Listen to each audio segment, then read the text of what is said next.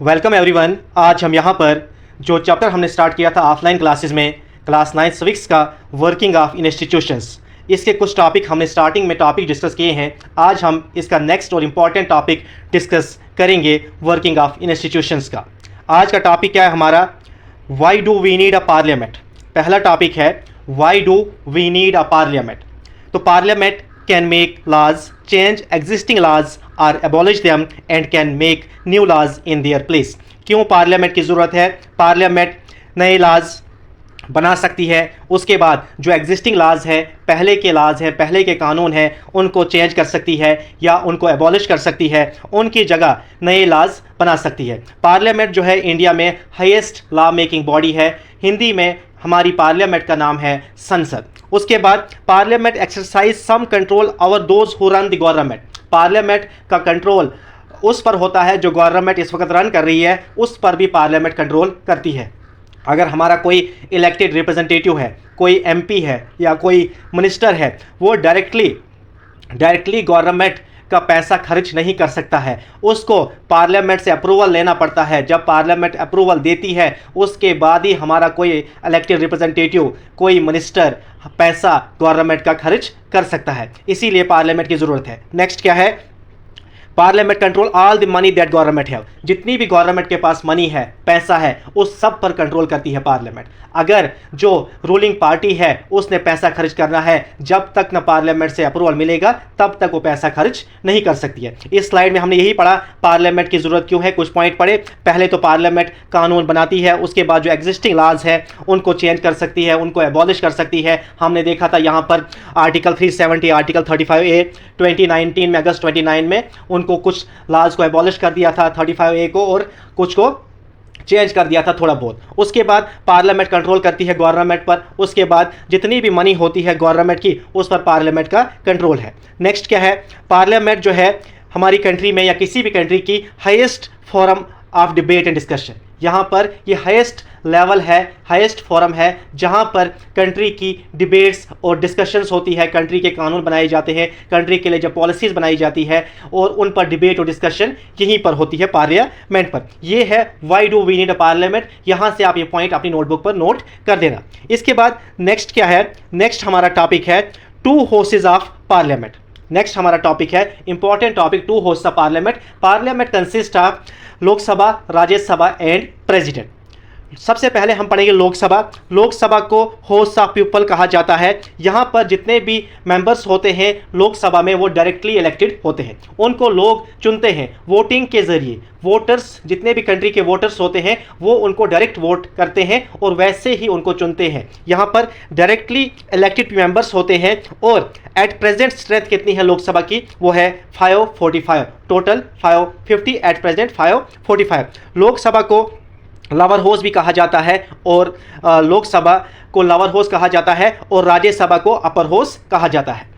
उसके बाद राज्यसभा को काउंसिल ऑफ स्टेट्स कहा जाता है। यहाँ पर राज्यसभा में जो मेंबर्स होते हैं वो इनडायरेक्टली इलेक्टेड होते हैं। उनको हमारे एमएलएज, जो स्टेट असेंबलीज के एमएलएज होते हैं, उनको चुनते हैं। एमएलएज वोटिंग करते हैं। एमएलएज यहाँ पर वोटर होते हैं। जब भी राज्यसभा के इलेक्शंस होते हैं, एमएलए एज अ वोटर का रोल प्ले करते हैं, एमएलए उनको चुनते हैं। तो यहाँ पर एट प्रेजेंट स्ट्रेंथ कितनी है राज्यसभा की? 245 और मैक्सिमम स्ट्रेंथ है 250।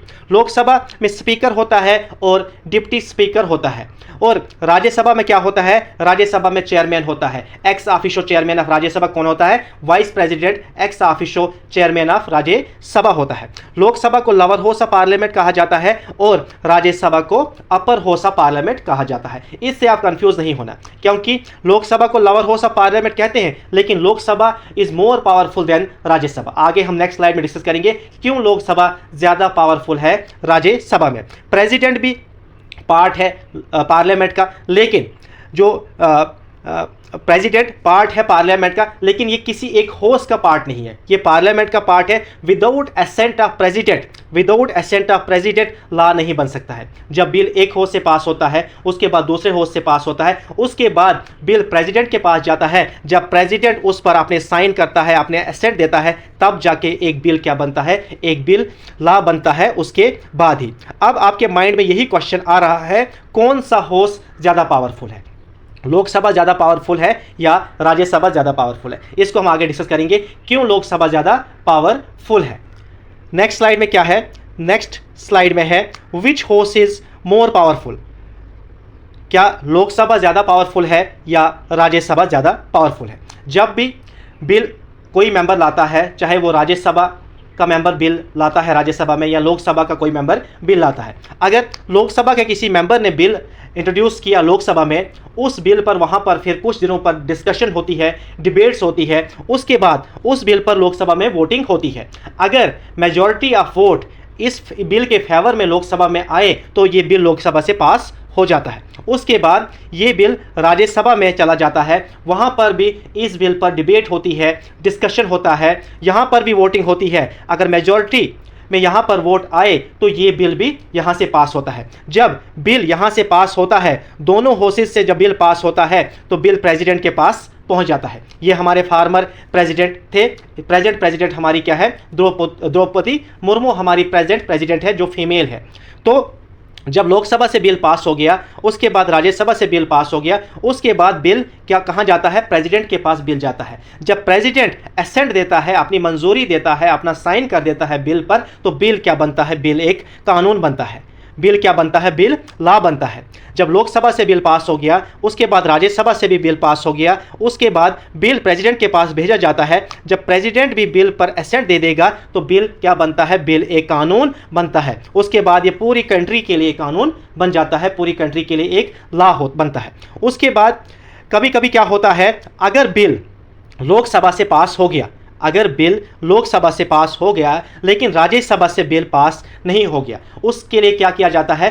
फिर ज्वाइंट सिटिंग होती है। ज्वाइंट सिटिंग होती है लोकसभा की और राज्यसभा की, दोनों ही मेंबर एक ही जगह बैठते हैं। तो वहाँ पर भी फिर क्या होता है? वोटिंग होती है। तो ऑब्वियस सी बात है, मेजॉरिटी जो है वो है लोकसभा की ज़्यादा, लोकसभा की ज़्यादा। तो यहाँ पर भी वोटिंग होती है। मेजॉरिटी में वोट अगर बिल में आ गए तो बिल पास किया जाएगा। तो यहाँ पर भी हमें पता चलता है कि लोकसभा की मेजॉरिटी ज़्यादा है तो बिल पास होना ही होना है। इसीलिए लोकसभा ज़्यादा पावरफुल है। लोकसभा ज़्यादा पावरफुल है। अगर लोकसभा से बिल पास हो गया लेकिन राज्यसभा ने बिल पास नहीं किया, उसके लिए क्या किया जाता है? ज्वाइंट सिटिंग बुलाई जाती है। दोनों हाउसेस के मेंबर एक जगह बैठते हैं, उसके बाद फिर उसी बिल पर वोटिंग होती है। तो मेजॉरिटी में अगर उस बिल के फेवर में वोट आ गए तो बिल पास किया जाता है। तो यहाँ पर मेजॉरिटी है 545 लोकसभा के मेंबर है, 245 ही राज्यसभा के मेंबर है। तो मेजॉरिटी में चांसेस होते हैं, पूरे चांसेस लोकसभा के ही है कि मेजॉरिटी में इसी बिल के फेवर में वोट आएंगे तो बिल पास किया जाता है। इसीलिए लोकसभा ज़्यादा पावरफुल है देन राज्यसभा।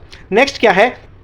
अगर मनी के रिलेटेड बिल इंट्रोड्यूस या बिल को लाना है पार्लियामेंट में तो सिर्फ लोकसभा में बिल लाया जा सकता है। स्टार्टिंग में मनी बिल स्टार्टिंग में लोकसभा में इंट्रोड्यूस किया जाता है। मनी बिल को पहले हम राज्यसभा में नहीं लाते हैं, तो इसीलिए लोकसभा ज़्यादा पावरफुल है। मनी बिल को क्यों लोकसभा में ही एंटर किया जाता है पहले? क्योंकि लोकसभा में डायरेक्ट रिप्रेजेंटेशन होती है पीपल्स की। यहाँ पर जितने भी मेंबर्स होते हैं ये डायरेक्टली इलेक्ट किए होते हैं लोगों ने, डायरेक्टली इलेक्ट किए होते हैं लोगों ने, और इसीलिए मनी बिल जब भी इंट्रोड्यूस होगा तो सिर्फ और सिर्फ लोकसभा में ही इंट्रोड्यूस होगा।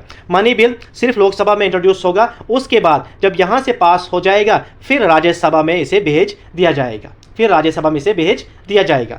अगर मनी बिल लोकसभा से पास हो गया, मनी बिल लोकसभा से पास हो गया, उसके बाद इस बिल को राज्यसभा में भेज दिया जाता है। तो राज्यसभा इस बिल को रिजेक्ट नहीं कर सकता है, रिजेक्ट नहीं कर सकता है, सिर्फ डिले कर सकता है 14 डेज के लिए, सिर्फ 14 डेज के लिए वो डिले कर सकता है। उसके अलावा कुछ चेंजेस सजेस्ट कर सकता है, कुछ चेंजेस सजेस्ट कर सकता है। वो फिर लोकसभा की अपनी मर्जी है, वो चेंज करे या ना करे, सजेस्ट कर सकता है चेंज और सिर्फ डिले कर सकता है 14 डेज के लिए। तो पास तो करना ही करना है, राज्यसभा को भी सिर्फ डिले कर सकता है 14 डेज के लिए और कुछ चेंजेस सजेस्ट कर सकता है। सजेशन का मतलब ये है कि आपको कोई सजेशन देगा, आप उसे मानो या ना मानो, कोई फर्क नहीं पड़ता है। इसीलिए जो लोकसभा है वो ज़्यादा पावरफुल है राज्यसभा से। हमने आज क्या पढ़ा? Why do we need a parliament? Parliament की नीड क्यों है? पार्लियामेंट नए लाज बना सकती है, उसके बाद जो एग्जिस्टिंग लाज है उनको रिप्लेस कर सकती है, उनको एबॉलिश कर सकती है।